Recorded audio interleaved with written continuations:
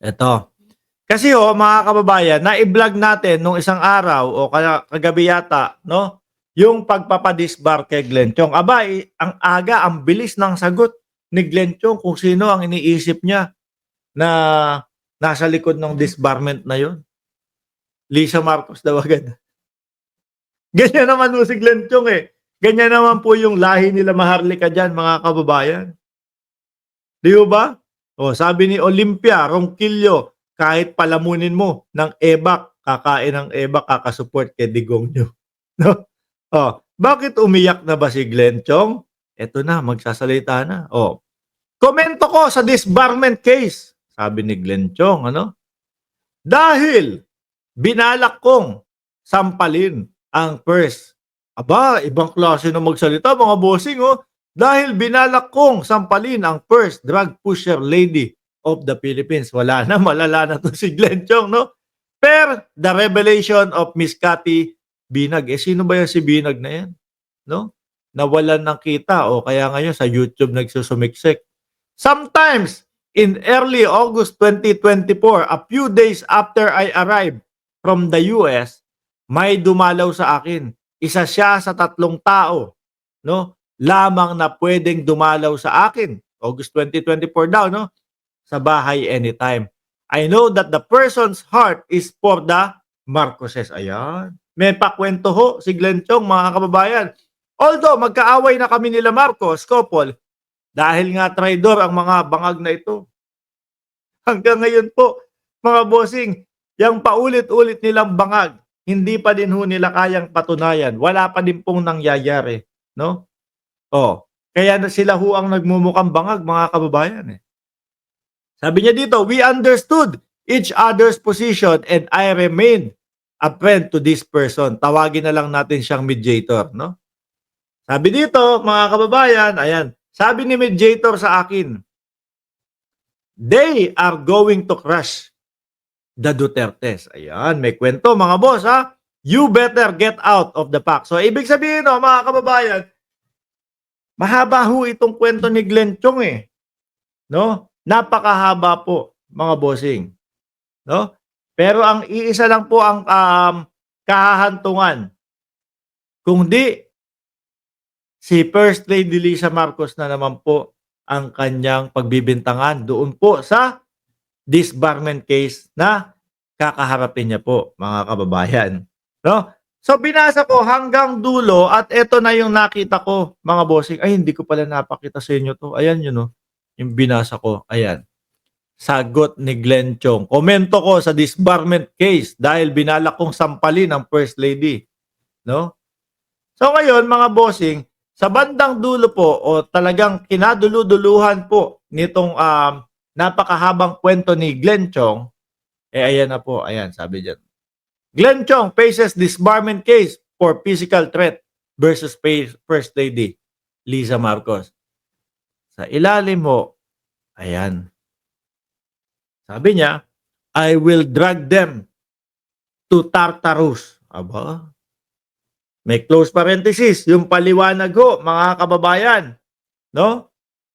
"Not just hell, but the deepest and darkest part of the hell." Mga bossing, doon daw po. Alam namin, 'no? Eto na sagot natin sa kanila. Alam namin, diyan ang puntahan niyo, diyan ang papunta ninyo, 'no? Wag na kayong mandamay ng iba. Doon sa mga nakita namin na inyong pamautog-mautog, pasigaw-sigaw nung mga paninira sa ating pangulo. Alam namin doon ang papunta nyo kasama ng mga DDS. Bakit masasama yung mga DDS? Mga aanga-anga, eh, 'no? Halata ng, inuugag sila nitong mga ito, naniniwala pa din, 'no? Oh, 'di ba? Baka nga mahiya sa inyo si Taning, eh. Sabi, "Naku, may papasok, may mga padating dito sa ating lugar. Baka sila ang pumalit sa akin, ah. Oh, baka sila ang umupo sa trono ko, ah." 'Di ho ba? Sabi niya dito, "Kilala nila ako. I don't make threats or bluff. I do it."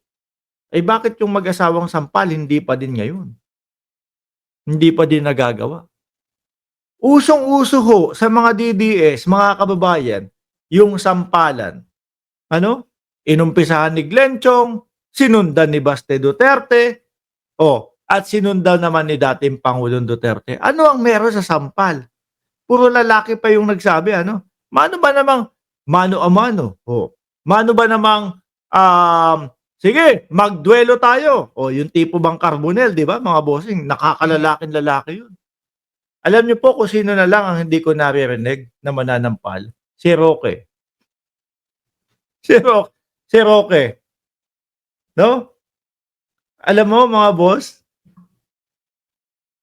si Mike Sabera, habang nakikinig ako doon, merong sinisigaw yun eh. No, doon sa ano niya, doon sa pinipindot niya doon. Oh, sasampalin kita ng sige, yung hulaan niyo nga yan.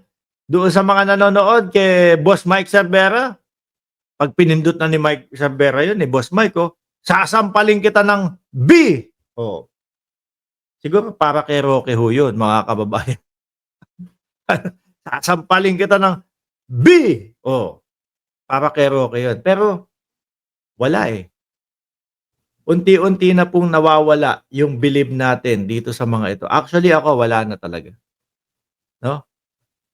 Wala na po talaga mga kababayan. Sabi ni Christina Lakwata, kasi si Roque ang sinasampal ng mga boylet. Hindi yan yun.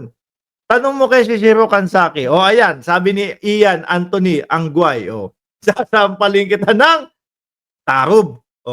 Ayoko na lang ho ituloy mga kababayan. Kasi alam naman natin na dito sa ating channel, may mga nanonood hong bata. Ano? So, kaya hindi ko na ho tinuloy. Anyway, tingnan natin kung hanggang saan si Glenn Chong at kung hanggang saan yung pagbabanta ni Glenn Chong, mga bossing. No? Kagaya niyan, I will drag them to Tartarus, not just hell, but the deepest, darkest part of the hell.